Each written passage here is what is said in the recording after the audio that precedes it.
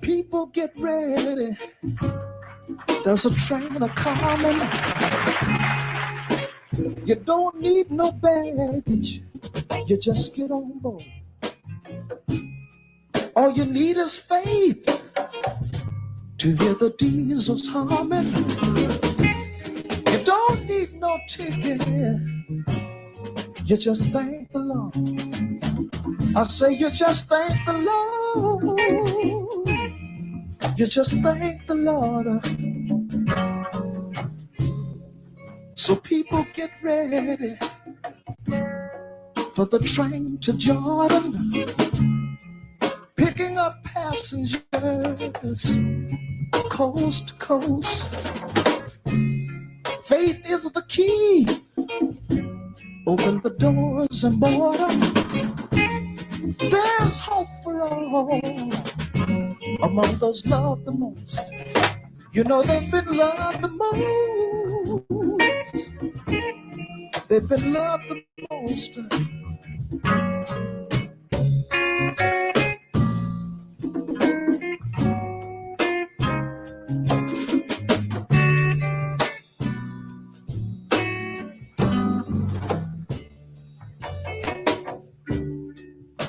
There ain't no room for the hopeless sinner who would hurt all mankind just to save his own. Have pity on those whose chances grow thinner, for there's no hiding place against the kingdom's throne. You know there's no hiding place. There's no hiding place. So people get ready. There's a train a-coming. You don't need no baggage. You just get on board. All you need is faith to hear the diesels humming. You don't need no ticket. You just thank the Lord. I say you just thank the Lord. You just thank the Lord. That's why I'm here to say that I believe. I believe we're gonna make it one day. Brothers, I believe. I believe. I believe. I believe. Sure enough, I true believe.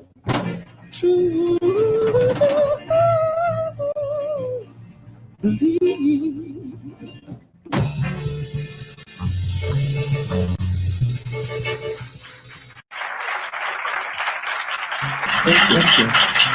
Thank you.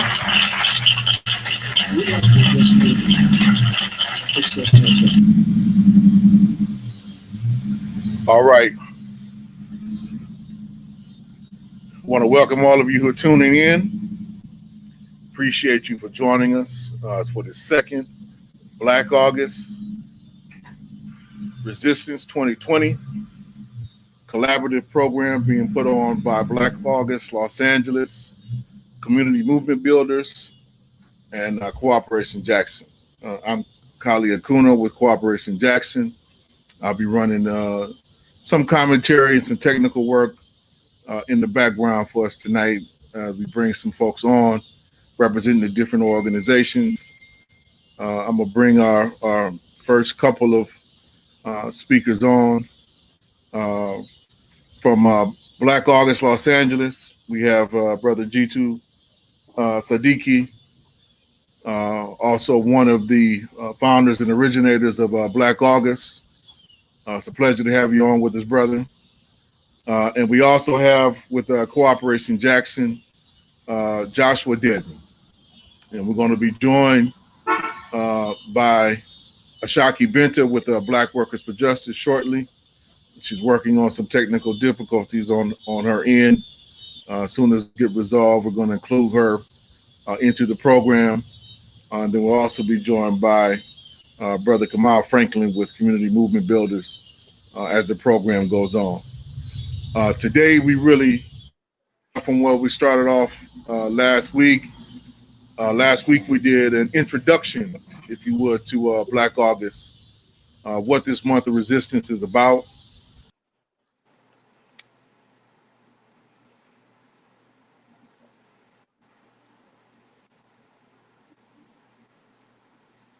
Joshua, you want to pick it up until Khalid gets back?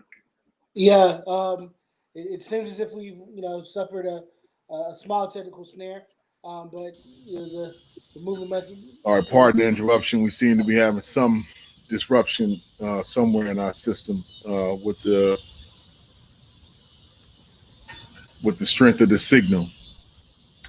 I'm going to try to resolve that on our end and just start just with a brief intro so we're going to program as quality as it can be for everybody. Today, we really want to focus on, just real briefly, what building a revolutionary program and movement looks like. In light of Black August, in light of the spirit and orientation of Black August.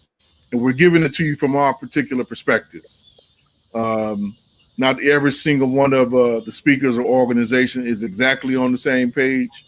It's not the intent of tonight. Tonight is really try to just lay it out as we see it, both from our individual and organizational perspectives. What revolution in the 20th, what Black liberation in the 21st century is and should look like, and how do we get there?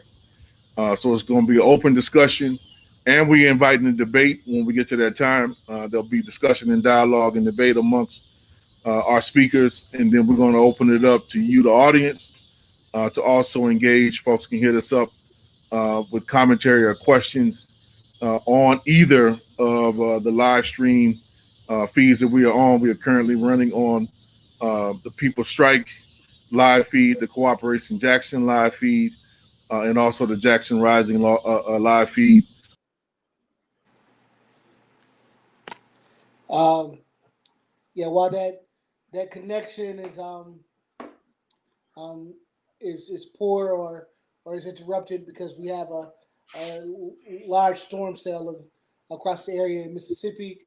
As Khalid was mentioning, we're featured on the People Strike Jackson Rising pages and Cooperation Jackson's page as well, and also Khalid's personal page. So again, we are now that Khalid's fallen off, we've been graced with the presence of both the Shaki Benta and Kamal Franklin, um, who are um, representatives of their respective organizations. Kamal with the Community Movement Builders in Atlanta, and Ashaki Benta, who is with the Black Workers for Justice.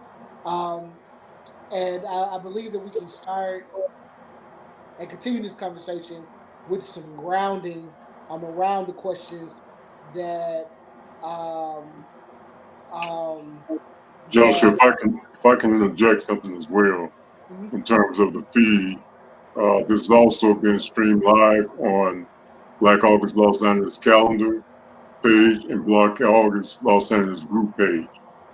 Ah, well, we appreciate that, G2. Um, and so I guess we could continue with those introductions. As Kylie mentioned, I'm Joshua Detman, National Outreach Coordinator with Cooperation Jackson. And I guess we can start with a bit of a round robin of where folks are coming from and their positions, giving some acknowledgement to Black August, um, and also framing the beginning of the question of what does a Black revolutionary program for the 21st century look like, pairing that question with what does a Black liberation movement within the 21st century look like, and how do we ground ourselves in that question? So I will kind of bounce this facilitation around to whomever wants to answer that question first, or begin to guide us into the conversation of what is and I think that we can add some nuance to that question of where currently is the Black liberation movement, and where currently is a Black revolutionary struggle. Are they on the same page? Are they far from each other? And what our understandings are in that moment. So since Kamal, you came on last, comrade, brother, I think you can get us started around that question around a Black revolutionary program of the 21st century. Yeah, it's. I feel like I'm a little stuck in still the 1960s and 70s, because I don't think a 21st century program is that much different than a 20th century program. So for me, a Black liberation struggle is one that's steep in terms of trying to organize a critical mass of Black people to fight for power. And then you have to define what power is. And to me, power means controlling organizations and institutions that have any control over our community. And that may mean taking over something, and that may mean building something new, right? And so when I think about liberation, it's not about integrating into someone else's system. It's not about asking someone else to give us more rights. It's not about saying we need equity or equality or any of those kind of code words. To me, a true, I mean, that for me is an integrationist struggle, right? And we can debate whether or not we should be involved in sort of an integrationist or civil rights struggle, but that's not a Black liberation struggle, because liberation is about power to control your own destiny, power to control your own lives, power to control your own economic system, your own social system. So unless there is the idea that that's something that we want to do or get accomplished, then it's not, for me, a Black liberation program. And so we have to think about things like being able to secure ourselves, being able to provide work for ourselves, being able to control the educational system of how our kids are raised, being able to control all aspects of our lives in some sort of fashion. And then further, I will say that part of a Black liberation struggle is forming a new economic system that is not capitalist and parasitic, right? So I don't think you can have liberation under a capitalist system, because what you create is another class divided system, a system where folks who have a certain amount of wealth or can access wealth begin to control the masses of whatever that society is. So we have to start developing new economic models, a system of socialism, right? People like to say cooperatives. We say cooperatives. I think that sounds good for folks these days. But we're talking about something that says it's anti-capitalist, that is thinking about a new way in which resources are distributed to the larger masses of people, a new way in which we make sure that people have houses, homes, healthcare, again, access to education, and an economic system that makes sure that people can pay their bills, whatever those bills are. For me, that's liberatory. Anything that repeats the mistakes that we've already encountered in terms of how this capitalist system works and operates is not liberation. It is just another form of repression that we could put ourselves under. And so, although I consider myself a nationalist, still, I don't consider myself a narrow nationalist that would suggest that, it's all about us having control. It's about what that control looks like, who has that control, how power gets dispersed, and who has decision making within that system. So for me, in a quick nutshell, that's what Black liberation means. I appreciate you raising some of the points of what control looks like, and who is postured to make grabs at that control, dealing in the terrain that we are dealing in.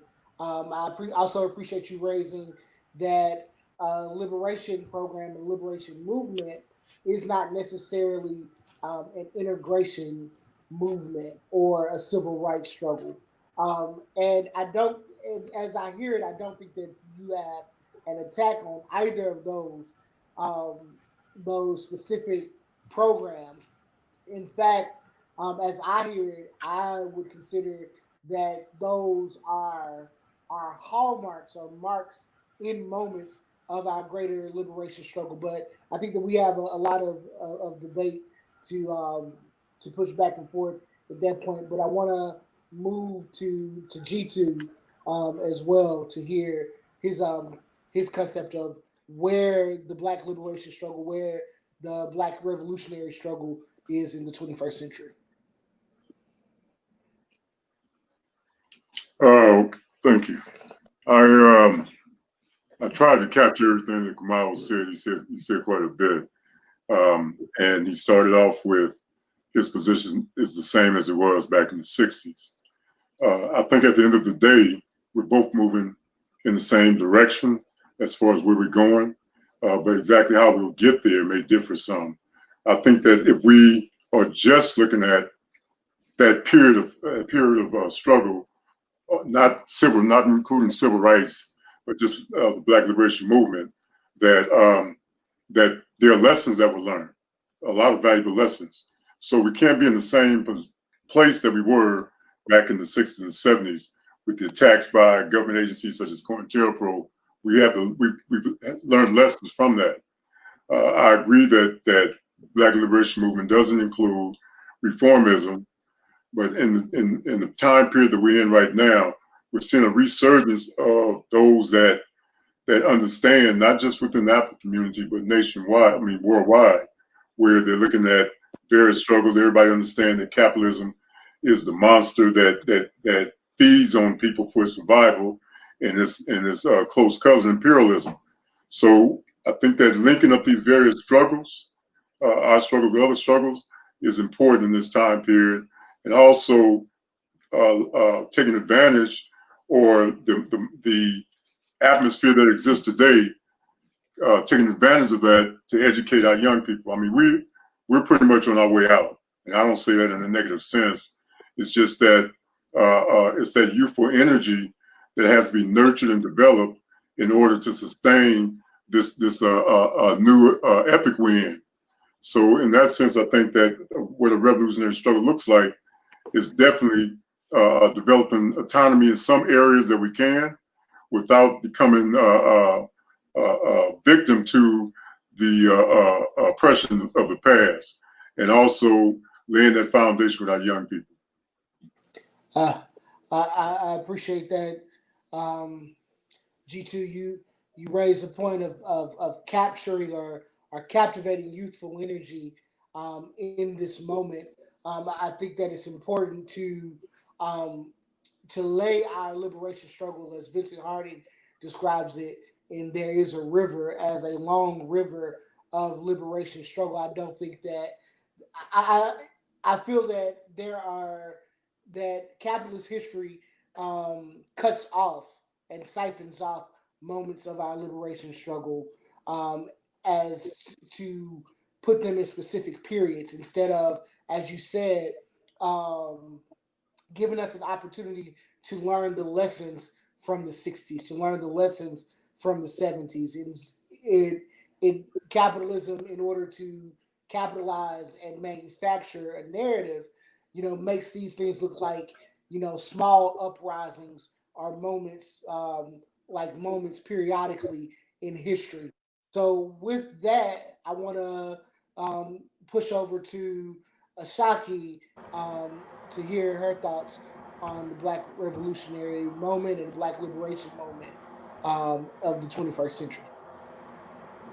Well, greetings, comments. Can everybody hear me at all? Or can you hear me? Ashaki? Can you hear me at all? Yes, we can hear you. Or I can hear you, sister. Okay, thank you so much. I'm really excited about being a part of this program. I very much appreciate it. I'm not sure if everyone can hear you, Ashaki. Okay. I'm really worried about that, man.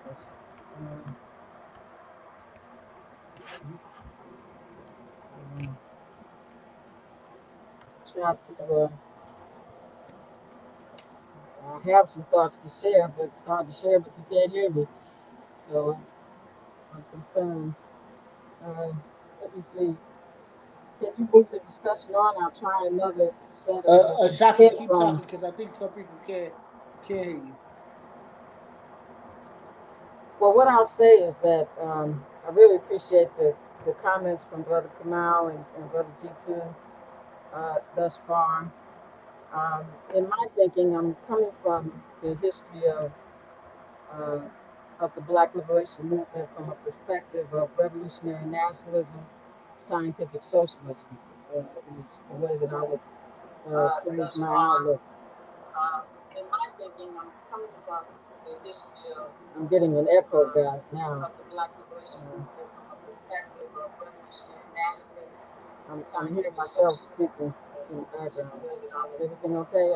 It's not confusing. In my thinking, I'm coming from the history of. I'm getting an echo, guys, now. No, I think there's a strong echo now, so you might have to try to get her back in. Uh, that's my fault. I apologize, Shaki. I can hear you over the live stream. Did the Shaki fall off? Yeah, I think she's left. Okay. Oh, she's back.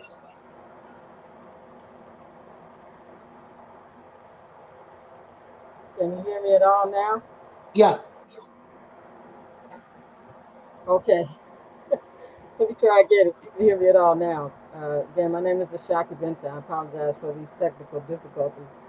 I was saying that I really appreciate the contributions so far, Brother G2 and Brother Kamal.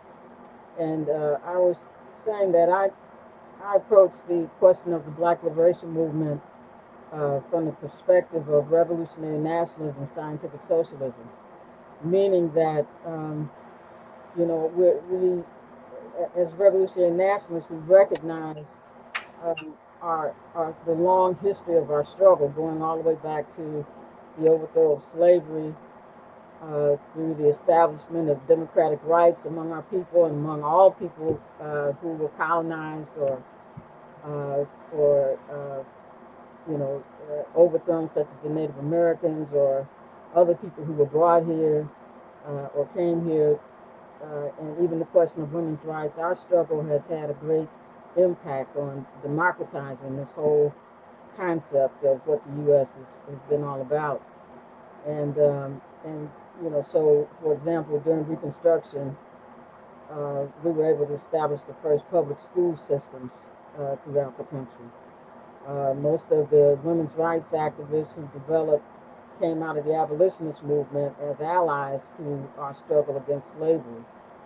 Of course, we went through the period of the struggle against Jim Crow, apartheid in the South and in this country. And in the 20th century, we, emerged into as what I believe to be an internally colonized nation of people in line with the revolutionary movements that took place in the 20th century.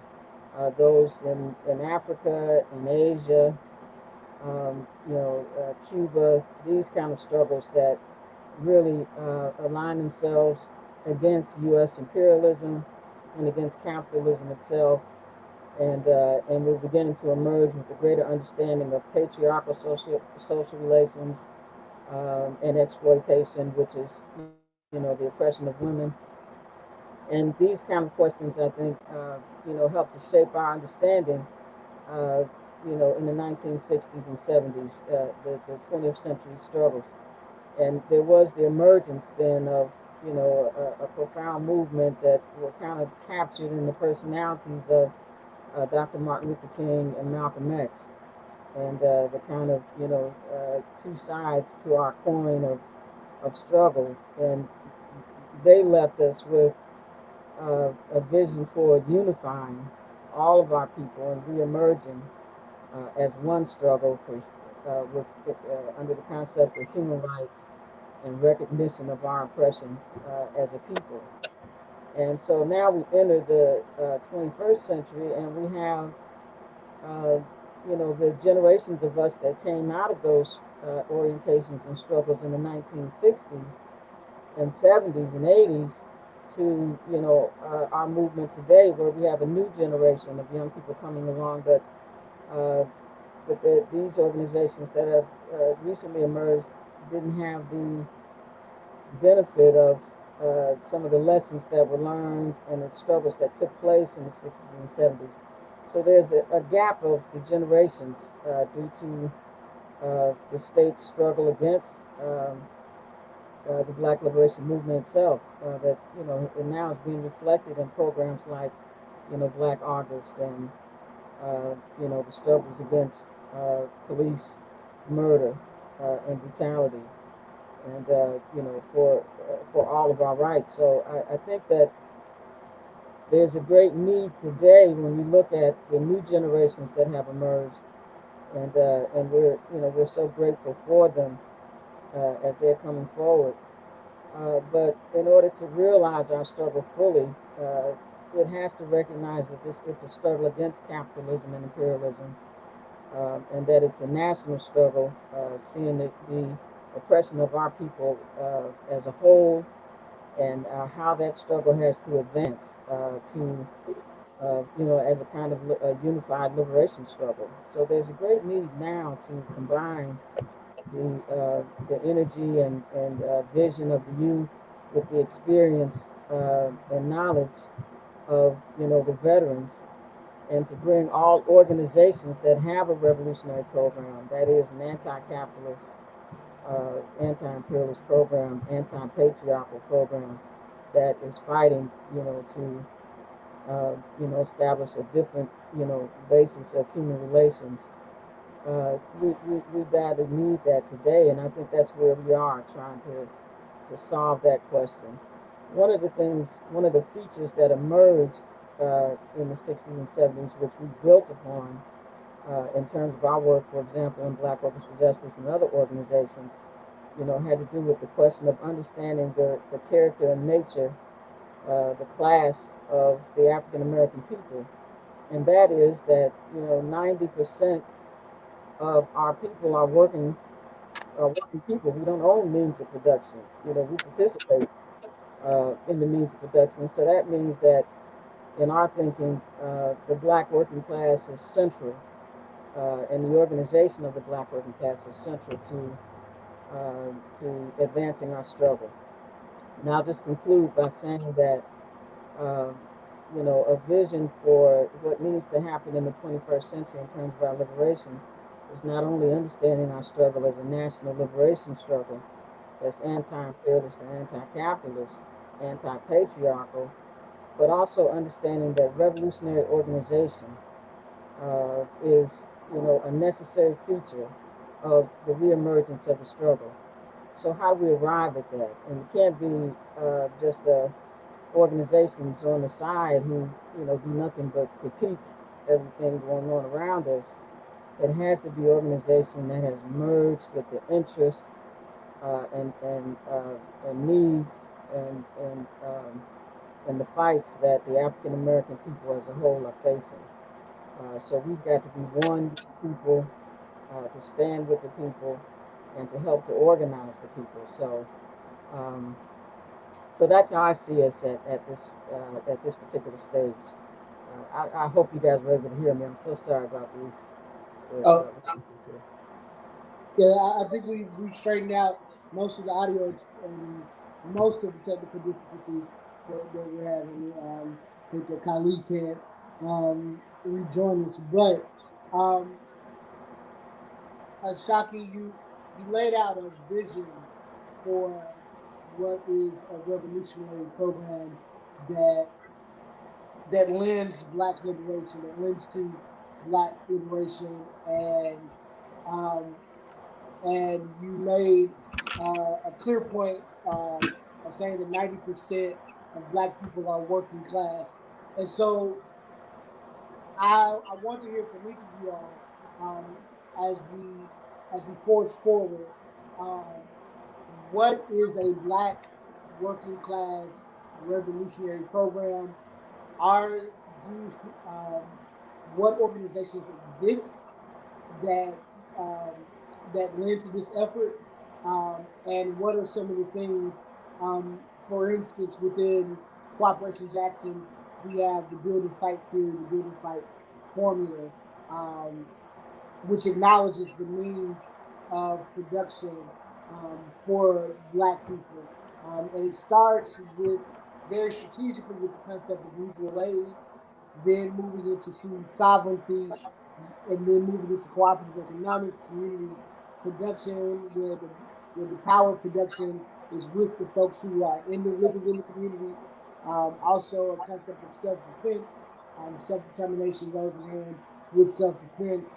Um, Leading that into a level of people's assemblies, where we just had another trial run within people's assemblies. Um, a concept of a general strike where those who are the laborers, the toilers, and the working class take back and seize their control. Then, in an effort to do that, is an effort to democratize the economy, present a level of dual power, and in an overarching goal being the theory to free the land. So, are there beyond our our organizations, Black Workers for Justice, Community Movement Builders, Black August, Los Angeles, um, are there other groups that are developing a sense of what is a revolutionary nationalist position or a Black liberation position? And where are they doing that well? And what are some of the challenges in making sure that this type of approach happens? Well, if you want, I can start again just to keep the round robin going. Yeah, Can you guys? Okay. So yeah, I mean, I don't even know if there's a need to point out particular organizations because I think all our organizations are far too small. And one of the things that we're lacking, I think the sister brought it up, was that our struggle is both national and international. But yet we fall prey to some of this social justice language around hyper local struggles that take us outside of what we need to do on a national and international basis. So one of the things I think that we all need to figure out is how do we create the proper linkages, whether or not those linkages are some collective coalition, whether or not we're creating a large national structure that formations that are essentially revolutionary nationalism can work under. Because I think part of our issue is that we're all so small that we cannot impact the larger sort of a critical mass of our people in order to make the type of impact that we need to make. We don't have the resources. Some other organizations, which are again, they may use some organizations may use some language that's now associated it's always been associated with revolutionary nationalism, talking about power, talking about liberation. But those organizations are clearly not liberation minded organizations. And if you want to get specific, I can. I don't have a problem with that. But I think more importantly, though, those of us who feel like we are fighting to break away from a system and or to fight a system, and not just to get a system to change itself as if it's ever going to really change, then I think we need to be far more strategic in how we approach our organizing than what we have been. Because I think at this rate, it'll be another 300 years before we can talk about truly building a liberation struggle, because we're all so comfortable in our sort of local zones of whatever community organizing we are doing.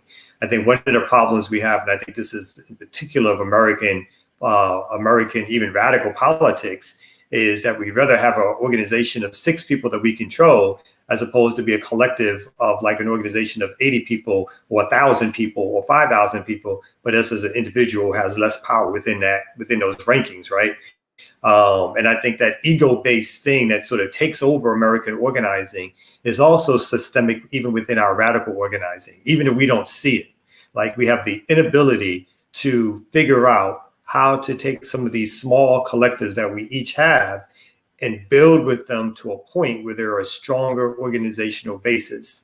And I think that's one of the things that, again, I don't want to hark back to our heyday of like revolutionary politics or whatever, but if we think back around organizations, again, not that they didn't have their issues and problems, but when you look at the UNIA, you look at the Black Panther Party, you look even at SNCC to a lesser extent, and RAM, and even though RNA was, relatively speaking, a small organization, but you had organizations that understood the need for a national and then / international trajectory in terms of their organizing. And I think that's something that we need to figure out how to get back to, whether, again, we need to fold into each other or do other things, but without that kind of disciplined type of sort of a praxis, let's say, that we are always going to be very small and talking to a small audience because we've not figured out how to grow the base that we already have. Right on, Kamal.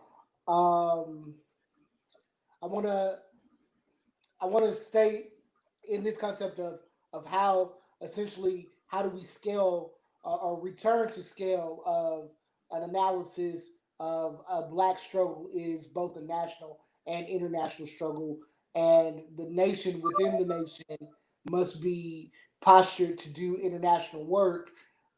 So with the culmination of a lot of organizations, because I tend to think that it's going to take the full participation of a multitude of organizations to build this type of strength and capacity. So, are we developing, you know, a lot of Black caucuses around other organizations? Are we developing a united front? What should be the strategy? I ask this question to G2. What should be the strategy for building this larger capacity for Black liberation and Black revolution? I think that you hit it on the head with the word united front. We have, as Kamal said, we're in different pockets across the country. We're not necessarily connected to one another's work. So the basis of moving forward as a people would entail us having those type of connections. I recall several years ago, it was about 5 years ago, and almost to the day, when there was some conflict in Atlanta involving organization there and individuals that became confrontational. And I'm sure many of y'all are probably aware of that. When that happened, I mean, it was exposed, and we in our circles, we talked about how could we address that where it wouldn't become internalized and people fighting against one another, different organizations fighting against one another. So we convened this body of individuals around the country to have discussions about it, how to address it. And the one thing that came out of that was this code of conduct. It's not embraced around the country, but it's something that should guide our practice, not just in a situation like that, but just in collective work or collective knowledge of each other's work, instead of in those little small pockets. Because as was indicated, in these little small groups, we're no bigger, we're no more effective than within those surroundings. We're not even looking. I mean, we may individually look at something on an international level or even on a national level, but until we position ourselves where we can make those connections and understand at least on a foundation of unity of work, can we move forward? So,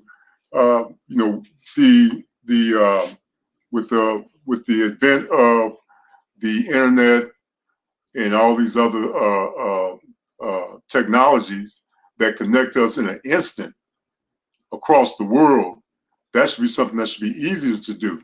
I mean, just like these forums that we have are using,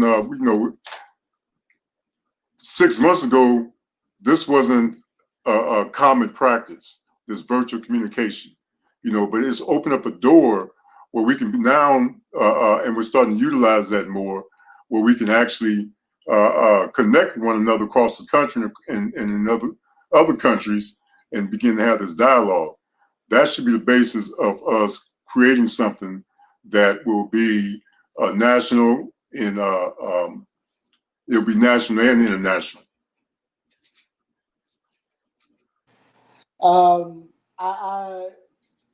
I hear that, G2, and as you were saying that, it came to my mind that Ashaki and I have been holding this conversation outside of this thread pretty consistently around the Black liberation movement. And so I want to throw it back to Ashaki to kind of talk about like some of the things that are being projected towards making a larger connection for the Black liberation movement. Uh, Thank you so much. Can you hear me again? I'm not sure if you can or not. Yeah, We're we good? hear you. Okay, wonderful. Well, I really appreciated a lot what Brother Kamal and G2 have said, particularly with Brother Kamal saying that, um, there's a need for us to, eliminate these smaller. You went on mute, Ashaki. Sorry about that. I don't know how that happened. Um, but he was saying that, that one of the challenges that we have is uh, the question of the various small organizations that all have our programs and work, but their size is not sufficient to have the influence that we need among the masses of the people. So, how do we bring all of these smaller organizations together? And as Brother G2 said, then form a front. In my thinking, we need to even go. There are levels where united fronts are going to be needed, but from a revolutionary perspective, I think we need to go beyond just the united front to a kind of liberation front that is uniting the various organizations that have a vision of anti-capitalism and understanding of building up a kind of 21st century socialism based on all of the lessons that we've had from the 20th century and emerge as a new and stronger world kind of socialist program. And so I think, back to the question of revolutionary organization, this, uh, you know, uh, kind of liberation front, I think is something that, has to emerge from our efforts in this period somehow. And so one of the things that we've started talking about is opening this discussion up, like the one that we're having tonight, among various organizations that consider themselves as a part of the Black liberation movement, and that have a program of anti-capitalism, anti-imperialism, anti-patriarchy, and bringing all of these organizations together, whether it's 3, 4, 5, 10, 20, whatever the numbers are, and beginning to have a dialogue with each other about what it will take, for us to unite under a program that deepens our relationship to the masses and helps to build organizational infrastructure and program. And so we're talking about that now. We're going to open that dialogue nationally and draw people in. One of the things we're proposing is that we have such a one of these kind of Zoom programs. We've been talking with the Black Alliance for Peace, with Black Organs for Justice and Cooperation Jackson. We've all been talking about trying to co-sponsor and other organizations, we want to reach out to, Malcolm X Grassroots or NAPO or just all of the organizations that are part of the BLM and see themselves and have that vision to kind of join together and begin to have a put forward, this kind of program and discussion of how we see, the rebuilding of the Black liberation movement or its reemergence, I'll say, in this period. How we see that developing, what's possible, what it will take, for us to unify, and what the program needs to be that deepens our relationship, to the masses.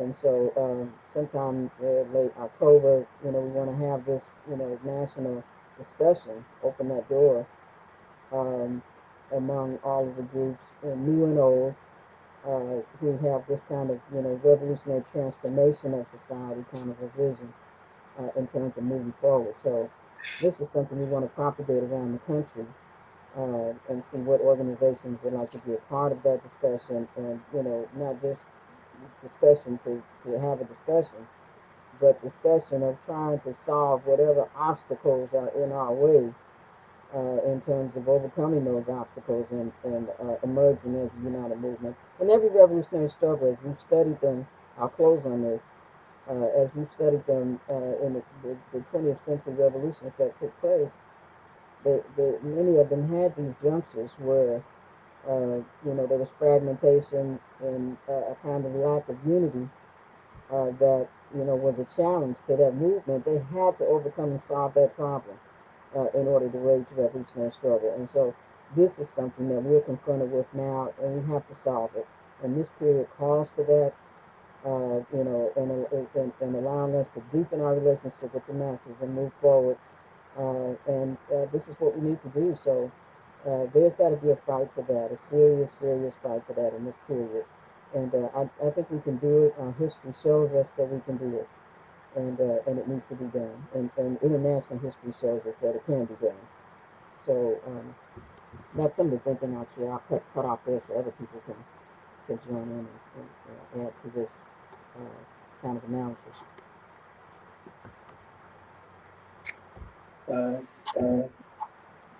Kamal, brother G2, would you all like to add? I just want my invite to come.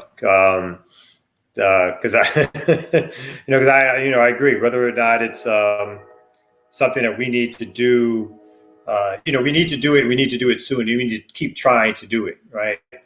I think again, Brother G2 is correct with all of this, the access to the social media that we have, which allows us to reach thousands, literally millions of people, depending on our ability to sort of get to those folks. But at least the access is there. We have to figure out ways in terms of a national front to push the program of national independence, revolutionary nationalism as an ideology and as a practice, right? So what does that mean practice-wise? And I think one of the things that, I think Cooperation Jackson does well, or is trying to do well, we're trying to do it, I'm sure other organizations are too, is to start showing people what that actually looks like in practice. Because that's where I think another way in which we lose even the ability to get a critical mass of our people is that we don't show them what these alternatives look like, right? They can see what America offers them, and even if it's not great, at least it's something that they can participate in every 2 years, every 4 years, and they can know what body to go to, even if they get no results.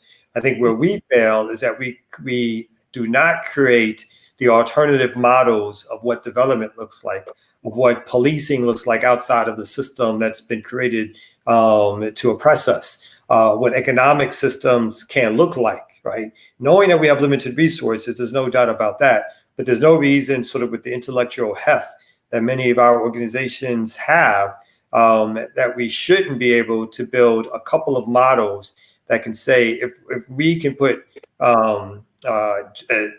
even more resources into what we have, we can even do better than what we have now. But I think we sometimes, again, get caught up maybe a little bit too much in sort of our rhetorical devices of making sure that we can outline how well we can articulate our anti-capitalist line, as opposed to what are the models that we can create going forward that can show people why they need to step out of their comfort zone of either voting for the lesser of two evils or relying on somebody else's technology or someone else's storefront to serve our interests as a people. And so I think we have to start creating, again, looking back at some of the things in the past, some models of what it looks like. Because I think that's, that impresses people. That shows people that you can do more than talk. And I think that's one of the bigger things also that we have to put on our plate in terms of what the value that we can bring to this work today. Particularly as I agree with G2 as old heads, talking about myself, who are not going to be doing too much for too long.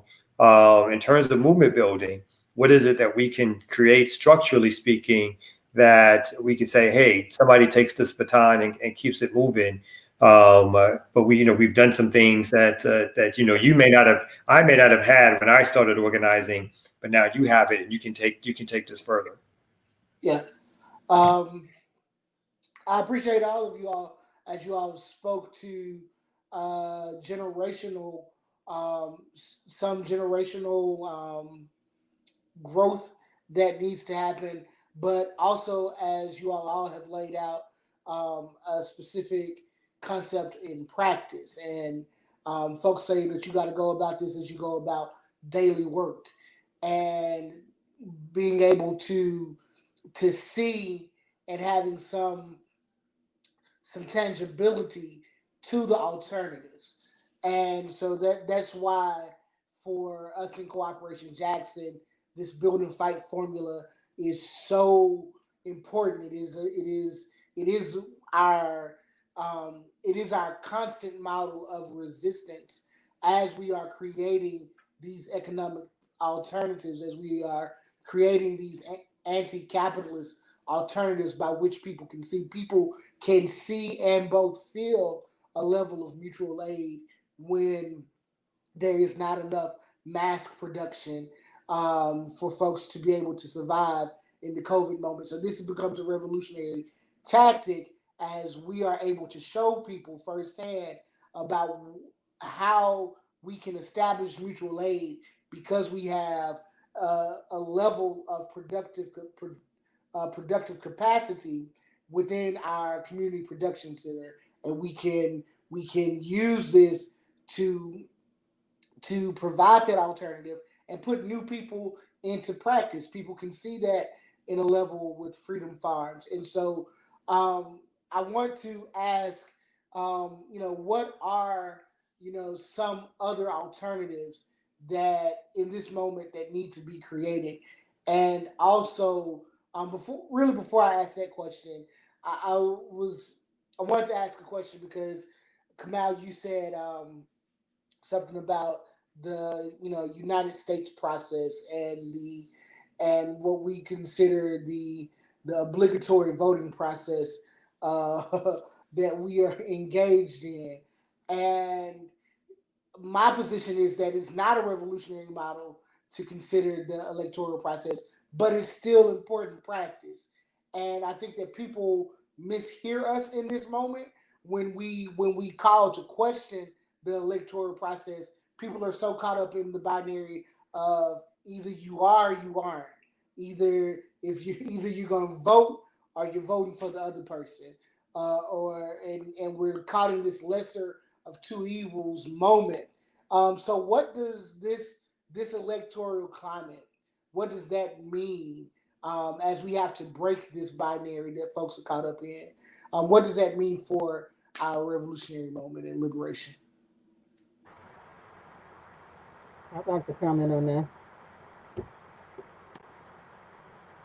I'd like to comment on that. Sister Shaki, go ahead. Um, yeah, no, and I really appreciate. I wanted to speak to as well. Brother G2 was right in saying that this technology now allows us to, to kind of take advantage of this, utilize this technology in our favor. Very, very important. Excuse me, sum up there. And I think, there again with, with what Brother Kamal saying, hey, how do we then, move forward in this period? That brings us to this question of the electoral politics that are going on now. I think we always have to assess the current conditions that we're in and that we're facing.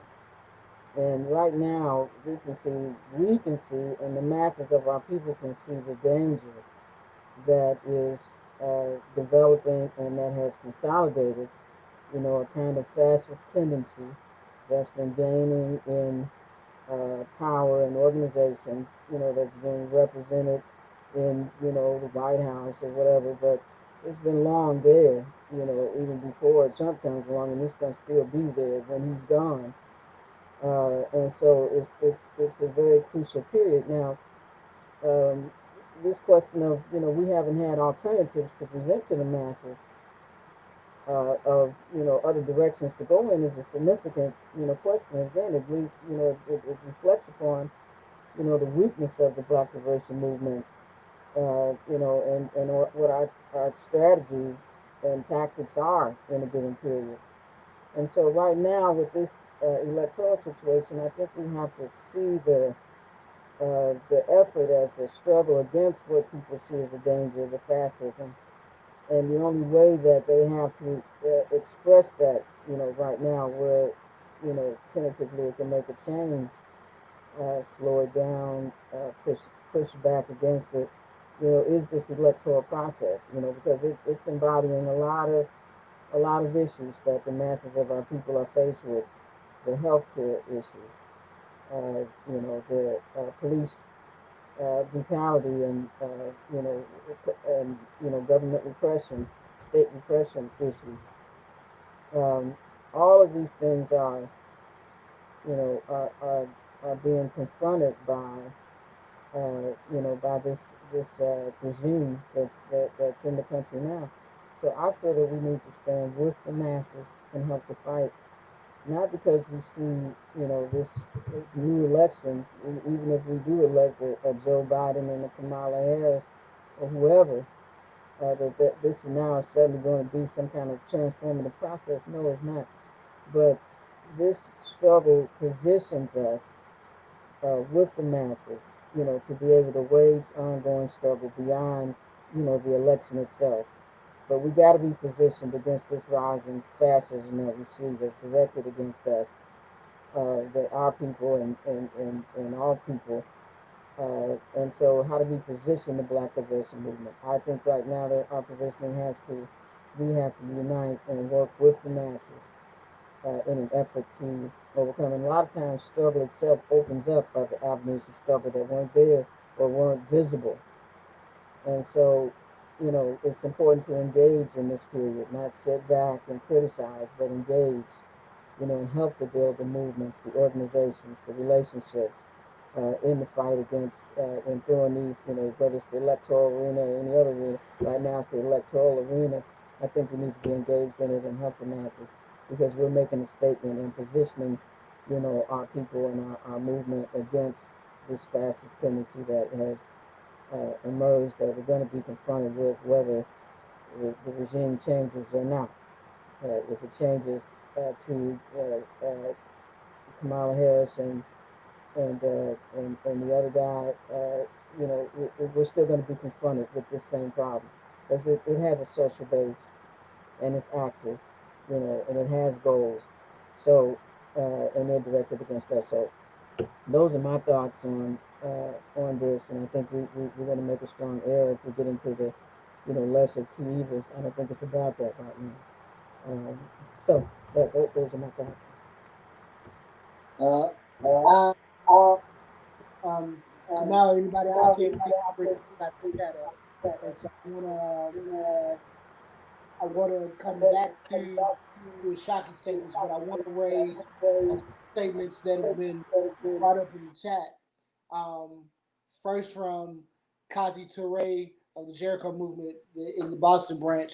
Um, he writes, I agree with everything comrades are discussing and feel one thing for sure is if any legitimate revolutionary organization calls for the release of their prisoners first.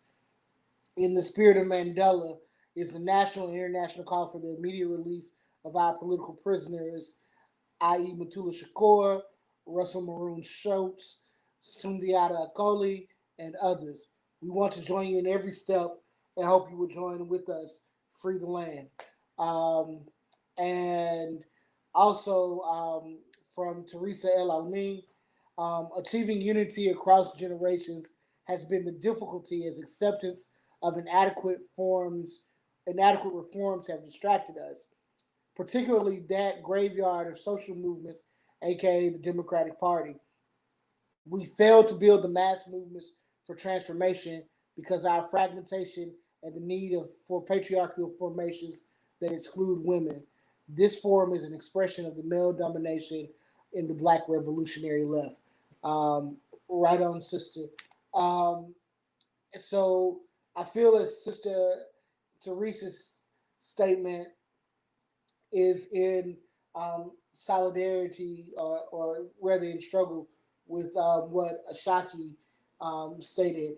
Um, and do we feel as if this moment we've been distracted Joshua, by could I just make a quick comment just on that question? I think Sister Teresa raises and the brother from Jericho both are raising critical points. One being our movement has to be independent of the Democratic and Republican parties, not a part of those parties, but independent, so that we're expressing and organizing based on the interests of our people and our needs in this period. And we're not going to find that with the Democratic Party. Having said that, I don't feel that our struggle is just should be just opposing people who are part of the Democratic Party. We need to influence people in the direction that we think best serves the needs and interests of our people, whatever organization they're in. So I did want to agree with her in that respect, and also that a part of the history of the Black Liberation Movement and the struggles that we have raised, it shows that we have political prisoners because we've raised the struggle against the state, and that is one part of the education and redevelopment of our movement has to address this question both nationally and internationally, that we have political prisoners here, and we have them as a result of the struggles that have been raised, and it has to be support that has to be a part of our agenda. I think this question of independence from the Democratic and Republican parties, uh, recognition and support for our political prisoners, self-defense in this period, building those apparatus within our communities throughout, local movements to take control of our local, cities and towns and communities, harnessing these unincorporated areas, particularly throughout the Black Belt South that exists. These kind of things need to be a part of a revolutionary program for us that, is challenging the system, and directly addressing questions of, healthcare and workers' rights and protections in this period, those kind of things. I'll stop there, but I just wanted to, agree with those comments and clarify my own independence from these bourgeois parties. I'd like to speak to that if I can.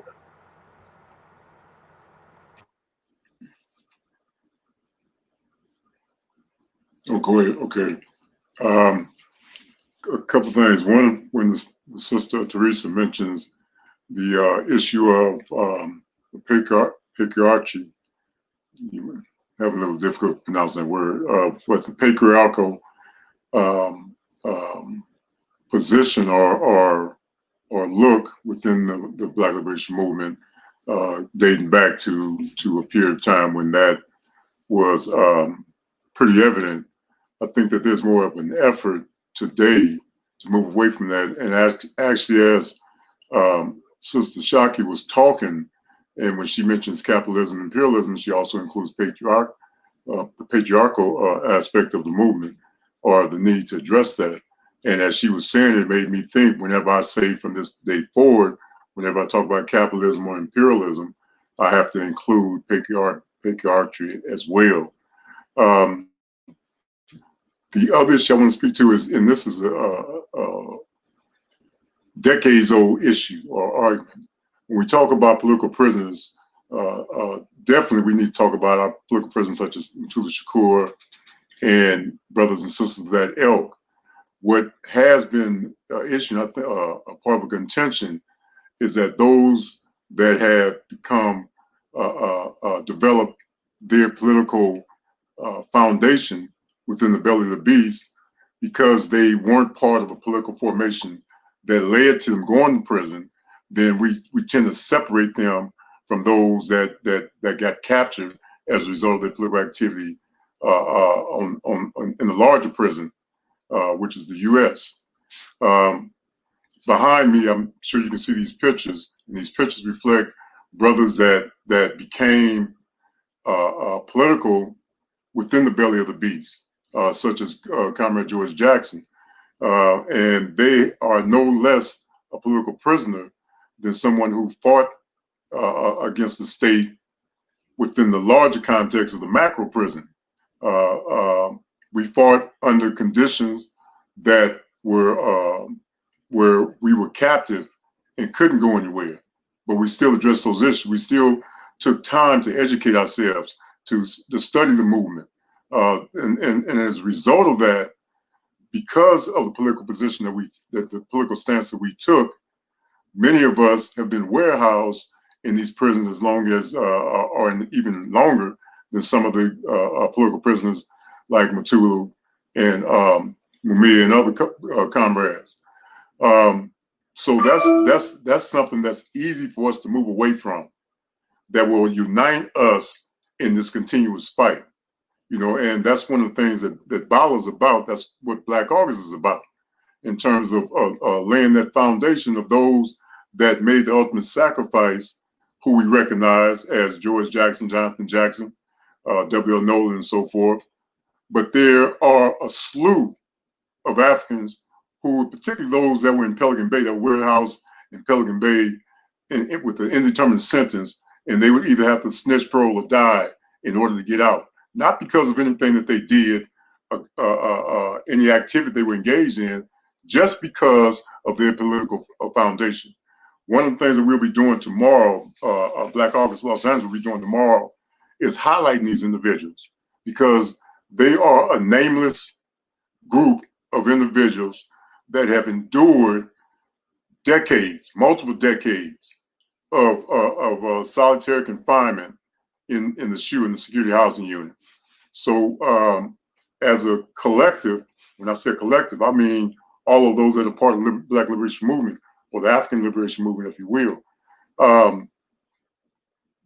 In order to work together, we have to erase these titles that say you're a political prisoner or you're a politicized prisoner because you did it, you were politicized in prison. So that's my piece. And I'll jump in too here. I'll jump in quickly because obviously I think everybody on this call agrees that the struggle to get our political prisoners released should always be at the forefront of any revolutionary struggle, because no revolutionary struggle allows their prisoners, their freedom fighters, to be held behind enemy walls any longer than they need to.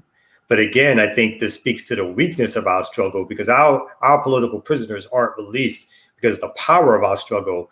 In fact, it's the weakness of our struggle that allows the state to still hold them and to release them on their own timeline based on their own impetus. I think it's a mistake, claim no easy victories to suggest that our movement has freed most of any of our political prisoners. And that's an unfortunate thing. But it speaks to the fact that we need to build in order to be able to make demands on the state to release our political prisoners, because there again is some consequence that they can suffer if they don't, or it's part of a larger negotiation, right? And to speak quickly to Sister Alamin's point, obviously, there's a history of patriarchy, not only within revolutionary left organizations, but through civil rights organizations. Just as a patriarchy exists and anti-LGBTQ sentiments throughout the history of movements and struggle. both mainstream and to the left and right wing, obviously, because that's not only a part of what you call it, like sort of Europeanism, but I think it's part of the world systems. And I don't care whether or not those systems operate outside of European systems or not. I think patriarchy is something that we have to continue to battle against, although I probably refute her suggestion that somehow this form is some expression of male domination. So I think also we've are reaching a point in the conversation around patriarchy and LGBTQ where we have to also acknowledge that that folks have power who didn't used to have power. And whether or not they have enough power obviously is open to discussion, but to suggest that women, Black women, or people in the LGBT community are shut out of either civil rights organizations or in some ways revolutionary left organizations, I don't think holds the same truth it did 20 or 30 years ago. Now, whether or not people have gotten those positions based on sort of a neoliberal model of civil rights that again seeks to integrate our people, just as 40 years ago, capitalist development said that we can buy off revolutionary nationalist leaders, right? So I think, we have to also challenge aspects of what leadership means. And it's just not strictly around representation, right? But it's around the representation of ideas and how those ideas move our movement and struggle forward. I appreciate that Kamal. I appreciate Brother G2, and of course Ashaki. I feel like we have such regular conversations now that your voice is becoming a staple in my life. What I'm really grateful for is what you all have presented as the Black revolutionary posturing and the capacity for it to grow. Quite often, the Black revolutionary model is restricted because of its error in its patriarchal nature, as well as the civil rights, and also it's not just pushing out, but the erasure of LGBTQ people who have contributed to our revolutionary struggle, citing the names of Bayard Rustin, citing the names of Hoyt Fuller, to note, and also the erasure of Black women within prescribing and doing the work that leads us to a Black revolutionary framework. So I appreciate you all for raising all of that, because I think that it's very critical to this moment that we have a larger imagination of what the Black revolutionary struggle is and what it encompasses, and who's in it, who's participating, who is leading our movement, and knowing that these revolutionary moments won't happen without the efforts of Black women. It won't happen without the leadership and guidance of Black women, Black queer people, and also putting back and forward into the forefront of our mindset the freedom of our political prisoners, as that should be always a hallmark and always a mode and a model in our struggle. As we begin to wrap up our hour, I do want to highlight some of I want to give an opportunity for each of us to represent our organizations in a way to let folks know what is coming down the pipeline, what is the remainder of events for Black August, as we have more days coming within our Black August celebration and observance. We'll start in Atlanta. Kamal, is there anything that Community Movement Builders has going on as we prepare to come to the end of this conversation? Yeah, I mean, I want to give, I don't know if a lot of people are familiar with our work, and I was reading some of the comments about what work you do. And so I want to make sure it's clear that we are a community grassroots organization. We have 6 chapters across the country. And I would divide our work up into two particular areas. One is organizing, and the second is economic development, sustainable economic development. And so in the organizing tip, we do organizing against gentrification, particularly here in Southwest Atlanta.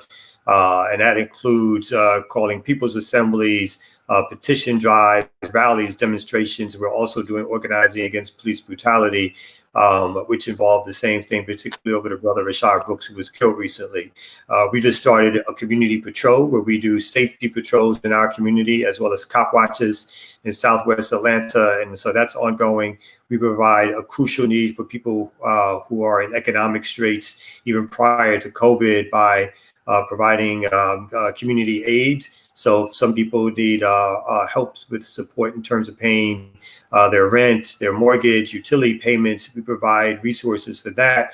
And also during COVID, we provide material aid, basically boxes of food and toiletries to individual members of the community for free who request it. And then lastly, on our sustainable development, we, as well as sort of teaming up a lot of times with Cooperation Jackson and are hoping to have started to develop cooperatives. And we have developed a CMOS cooperative, a kale chip cooperative, an aquaponics cooperative, and a security cooperative. And all these things we hope to be models of alternative economic development that we can spread throughout our community and help them grow, so that we don't have to rely on anyone else's resources, but the resources that we produce and the resources given to us by members of our community. Thank you. Let's pass it over to.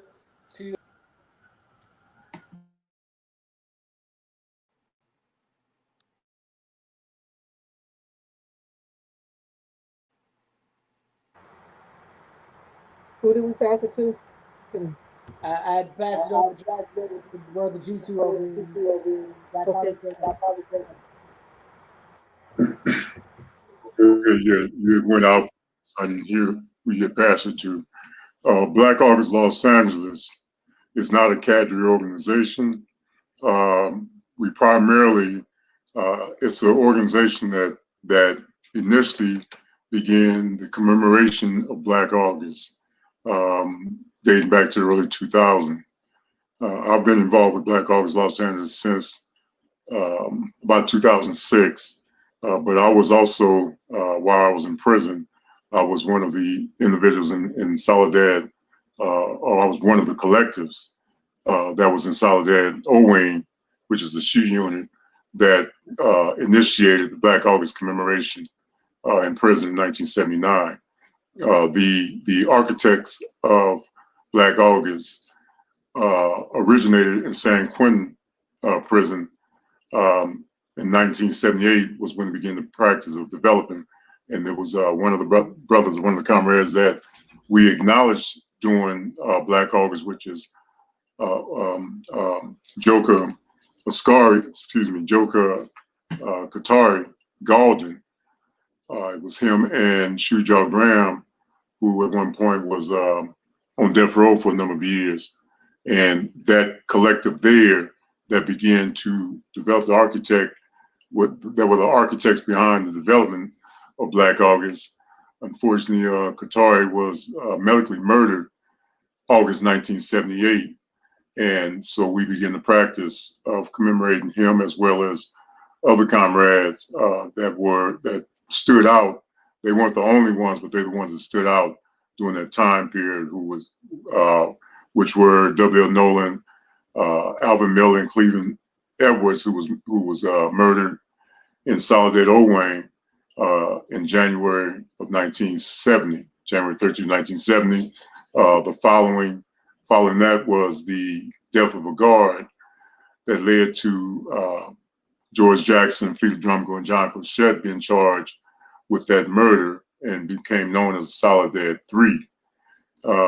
Their case was eventually moved to a different county near San Quentin prison. They were transferred and was housed there, which is where George Jackson's younger brother, Jonathan Jackson, as we know historically, took over the courtroom and attempted to liberate the brothers that were on trial at the time, William Christmas and James McLean, and Ruchell McGee, who was one of the witnesses that came down behind a killing that took place in San Quentin, and they were massacred in the parking lot of the Marin County Courthouse.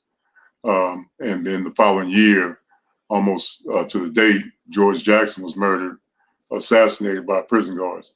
So our practice or our activities around Black August Los Angeles has been facilitating those commemorations for close to 20 years with the formation of those that initiated Black August Los Angeles.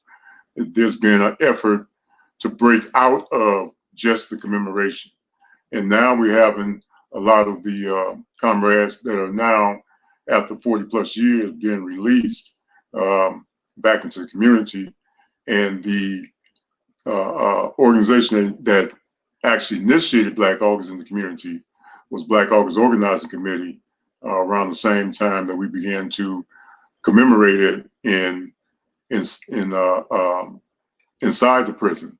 And so we have evolved into an organization that's looking more at, or we've always had activities which we're now trying to develop more of a connection with other organizations, other revolutionary formation, restructuring the foundation of Black August Organizing Committee and pushing out from there. And one of our primary objectives is to get our comrades out who are languishing in prison for no other reason other than their position or their political position.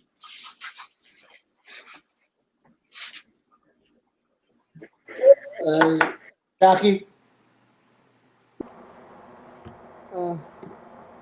Yeah. First of all, I want to just another lesson I'm getting out of this discussion is, how many lessons we have to share from all of the work that we've done, over the last decade. And for example, Brother GT talking about this issue of recognizing that some political prisoners develop in prison, reach a level of consciousness in prison, and activity, and how do we recognize those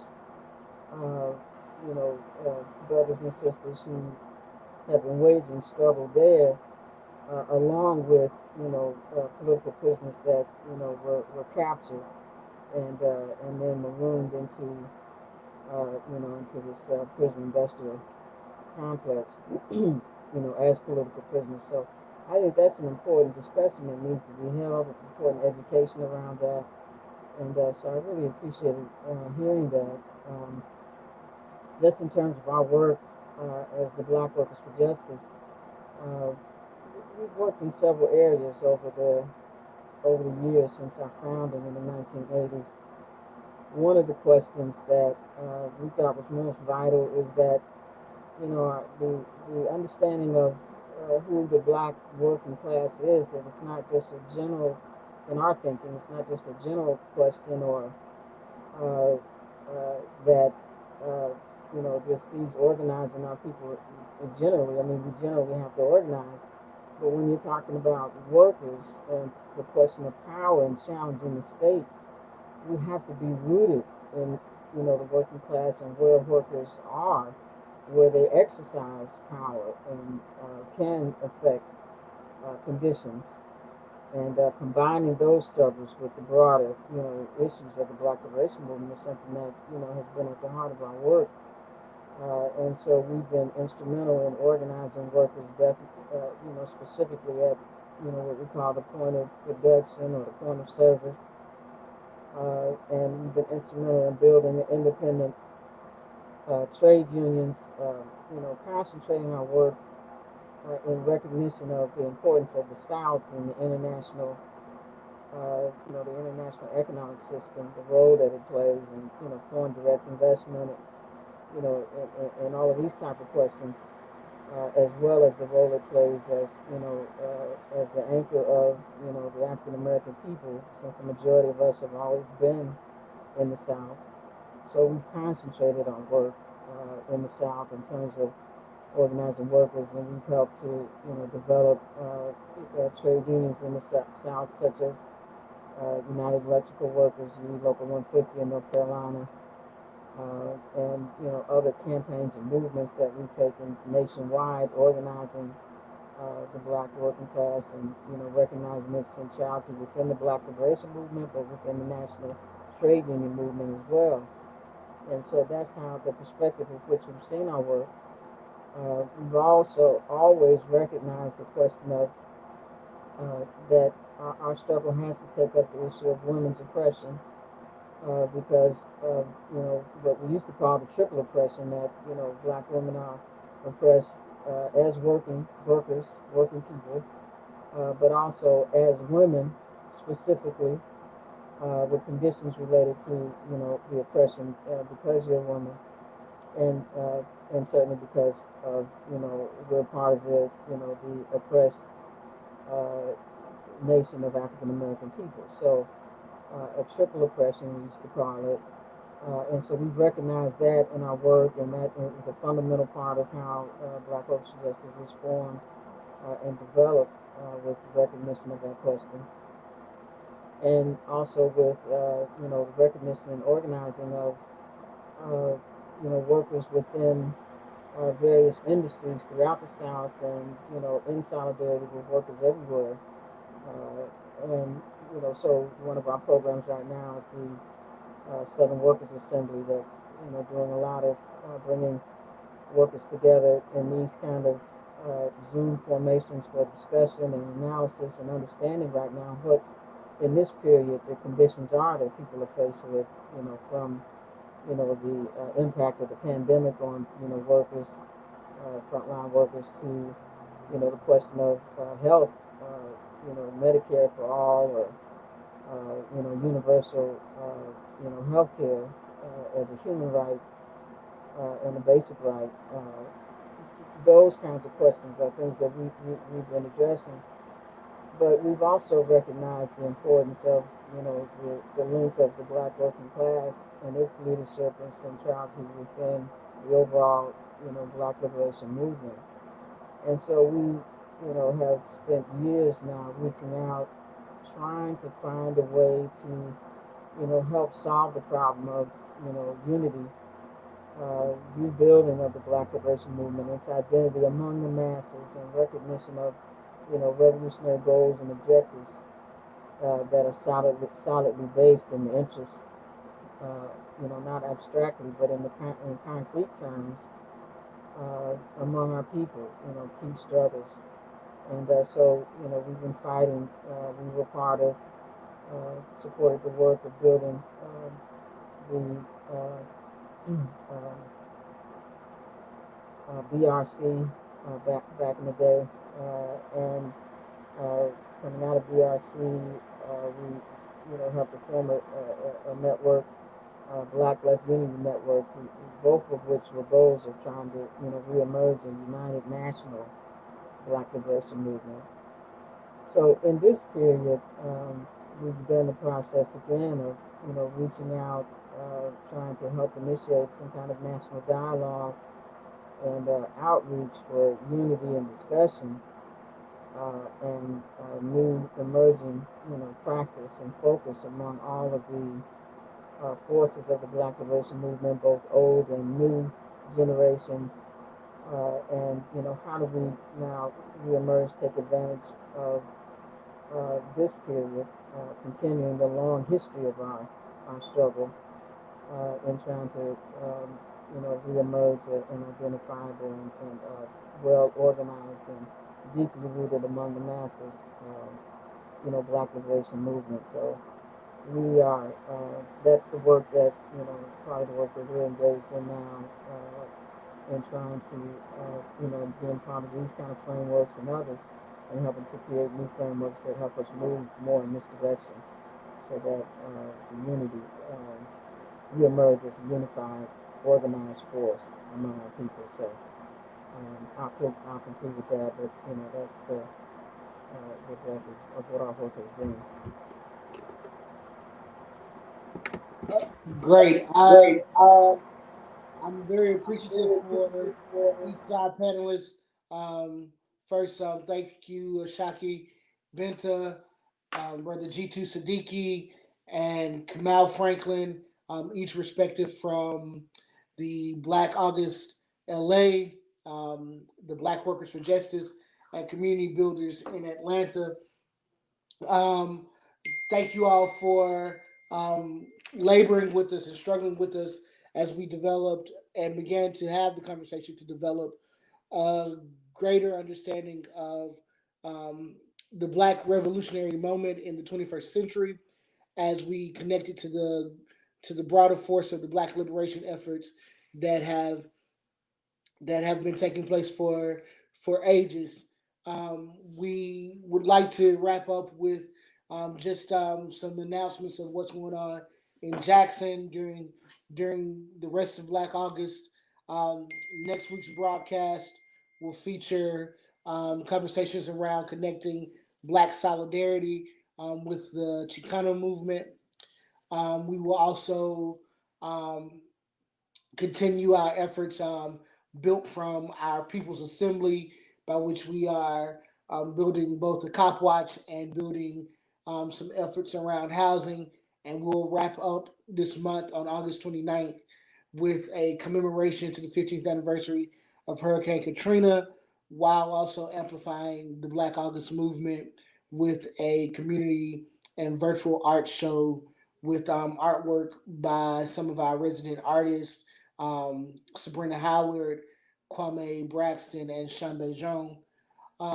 And so we're grateful for everyone's participation, for those who have contributed in thought, contributed in sending a question or shared this broadcast. And we look forward to engaging with you more next week.